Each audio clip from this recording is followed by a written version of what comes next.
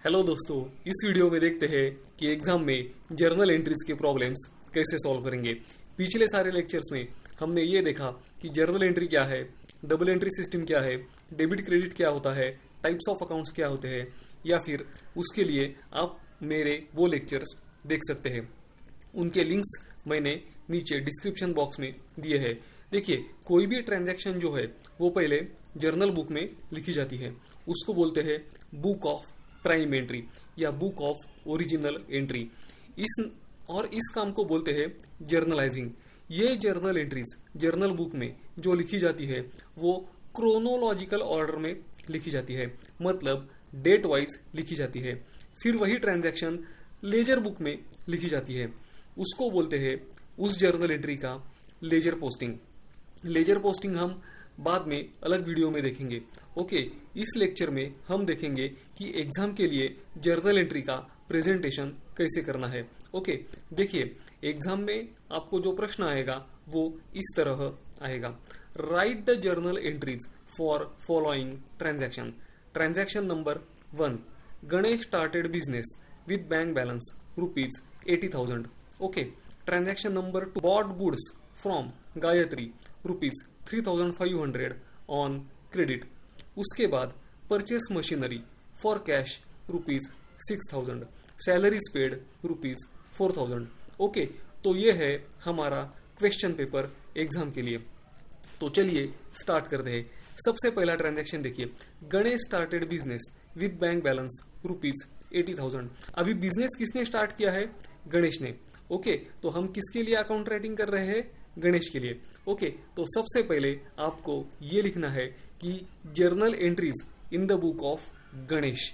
Okay, और उसके बाद आपको जर्नल एंट्रीज के लिए एक टेबल फॉर्मेट बनाना होगा और उसमें आपको सारे जर्नल एंट्रीज लिखने होंगे। तो पहली जर्नल एंट्री होगी bank account debit to capital account. देखिए, इस तरह आपको जर्नल एंट्री के लिए एक फॉर्मेट बनाना है। पहला कॉलम होगा उसमें सीरियल नंबर, दूसरा कॉलम होगा डेट। अगर क्वेश्चन में ट्रांजैक्शन डेट बताई है, स्पेसिफाई की है, तो वो डेट आपको सेकंड कॉलम में लिखनी होगी। अगर तारीख नहीं बताई है तो भी आपको वो कॉलम बनाना है और ब्लैंक छोड़ देना है। ओके, इस प्रॉब्लम में तारीख नहीं दी है तो यहाँ हम तारीख नहीं लिखेंगे। तीसरा कॉलम है पर्टिकुलर्स। यहाँ हम लिखेंगे कौन सा अकाउंट डेबिट है और कौन सा अकाउंट क्रेडिट है। अभी बारीकी से देखिए, पहली लाइन क्या है? बैंक अकाउंट डेबिट, और डेबिट का जो डीआर लिखा है वो राइट हैंड कॉर्नर में लिखा है। एग्जाम में आपको ऐसे ही लिखना है। ओके, एग्जाम में इस तरह के प्रेजेंटेशन की बहुत अहमियत होती है। नेक्स्ट लाइन में लिखा है टू कैपिटल अकाउंट। यहाँ बारीकी से देखिए, टू से पहले थोड़ी स्पेस छोड़ी है, मतलब थोड़ा मार्जिन छोड़ा है। ओके, आपको भी ऐसे ही करना है। एग्जाम में इस तरह का प्रेजेंटेशन की बहुत अहमियत होती है, बार बार बता रहा हूँ। चौथा कॉलम है एलएफ। एलएफ का मतलब है लेजर फोलियो। ये कॉलम आपको हर वक्त बनाना है, लेकिन वो ऐसे ही खाली छोड़ देना है, ब्लैंक छोड़ देना है। उसके बाद जो डेबिट कॉलम है वहां आपको डेबिट अकाउंट की डेबिट अमाउंट लिखनी है। ओके, उसके बाद नेक्स्ट लाइन पर क्रेडिट कॉलम में क्रेडिट अकाउंट की क्रेडिट अमाउंट लिखनी है। ओके, और सबसे नीचे पर्टिकुलर्स के कॉलम में आपको नरेशन लिखना है, which will start with the word being या फिर it will start with the word for. Okay, तो ये जो प्रेजेंटेशन है वो आप देख लीजिए, इसे पूरी तरह से याद रखिए। बहुत ही सिंपल है। अकाउंट्स में प्रैक्टिस बहुत इंपॉर्टेंट है। जब आप प्रैक्टिस करोगे तो ये फॉर्मेट आपके मेमोरी में ऑटोमेटिकली फिक्स हो जाएगा। Next, bought goods from Gayatri worth rupees 3,500 on credit. Okay, purchase account debit to Gayatri's account, debit all expenses and losses and credit the giver. Next, purchase machinery for cash rupees 6,000, machinery account debit to cash account, debit what comes in, credit what goes out. Next, paid salaries for rupees 4,000, salary account debit to cash account, debit all expenses and losses and credit what goes out. Next, Purchased motor car on credit from Jayesh rupees 40,000. Motor car account debit to Jayesh account. Debit what comes in and credit the giver. Next, purchase goods from Govind rupees 12,000 on credit. Purchase account debit to Govind's account. Debit all expenses and losses and credit the giver. Next, goods sold for cash rupees 9,000. Cash account debit to sales account.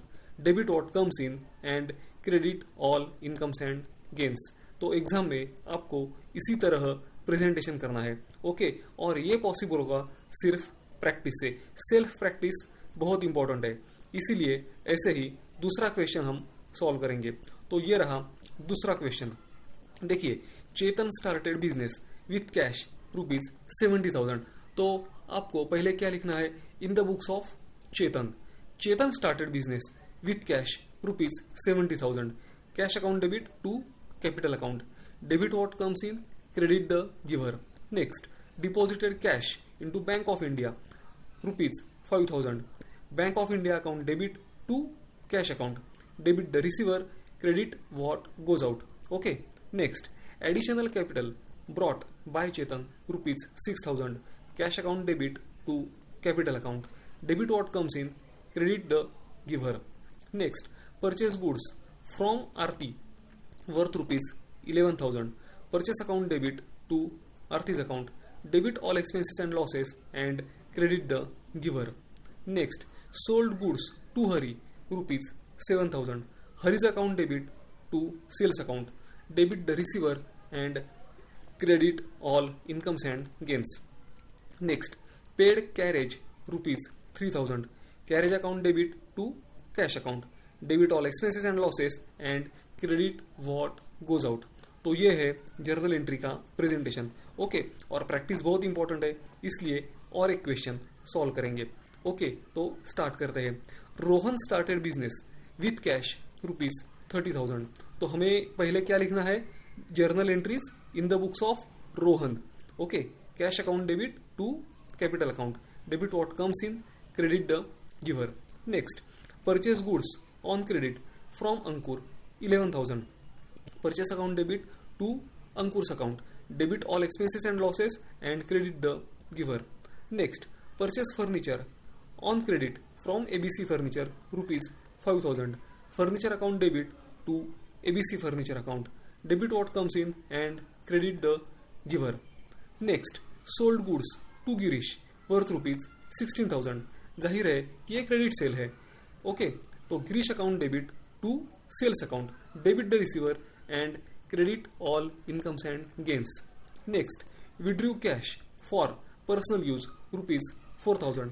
Capital account debit to cash in hand account. Debit the receiver and credit what goes out. देखिए, यहाँ आप capital के बजाय drawings account भी debit कर सकते हैं, दोनों करेक्ट है। और कैश के जगह कैश इन हैंड भी कर सकते हैं, दोनों करेक्ट है। आपके टेक्स्ट बुक में जैसा दिया है वही आप एग्जाम के लिए फॉलो कीजिए। Next, sold goods costing rupees 10,000 at a profit of rupees 3,000. देखिए, कभी कभी एग्जाम में सिंपल प्रश्न घुमा फिरा के पूछा जाता है। देखिए, यहाँ आपको ये समझना होगा कि गुड्स 10,000 के 3,000 प्रॉफिट लेके बेचे, मतलब सेल हुआ है 13,000 का। तो सेल्स की ट्रांजैक्शन जो है वो 13,000 की है, तो एक्चुअल सेल्स वैल्यू जो है वो है 13,000, ओके। तो cash in hand account debit to sales account. Debit what comes in and credit all incomes and gains. देखा आपने, आपको इसी तरह एग्जाम में प्रेजेंटेशन करना है और जर्नल एंट्रीज के प्रॉब्लम सॉल्व करने हैं, ओके। तो दोस्तों, आज के लेक्चर में बस इतना ही। आप इस लेक्चर को एक लाइक जरूर कीजिए और प्रैक्टिस के लिए मेरे लेक्चर्स बार बार देखिए। मिलेंगे एक नए लेक्चर में, okay. Bye, all the best and take care.